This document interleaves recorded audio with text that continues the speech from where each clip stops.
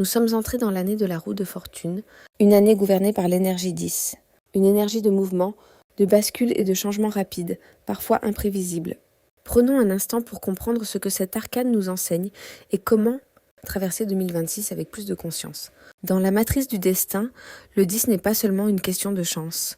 Il ne s'agit pas de tomber au bon endroit au bon moment, et émet de votre capacité à entrer en résonance avec les cycles de l'univers au lieu de résister à ce qui cherche à se transformer. La roue tourne toujours autour d'un axe immobile. Même lorsque votre vie s'accélère, il existe en vous un point zéro, un espace d'observation, de calme et de stabilité intérieure.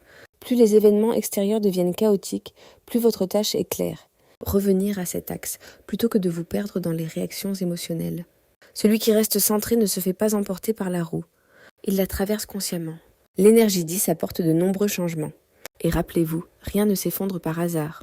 Si quelque chose quitte votre vie, une relation, un travail, une situation, c'est que cette énergie a terminé sa fonction dans votre matrice. La roue enlève ce qui est devenu obsolète, afin de libérer de l'espace pour un nouveau niveau de réalisation.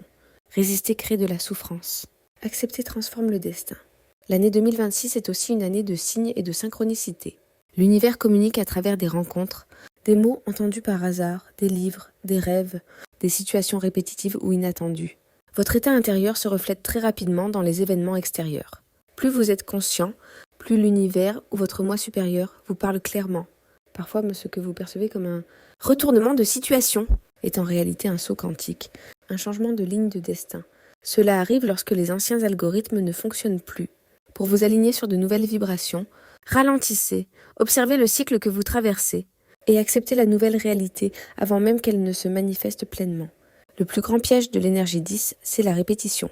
Si les mêmes situations reviennent dans les relations, l'argent ou le travail, c'est que la leçon n'est pas encore intégrée.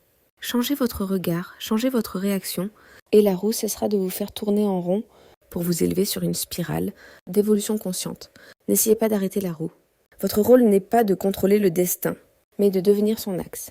Dans l'énergie 10, ce n'est pas la chance qui décide, c'est votre niveau de conscience.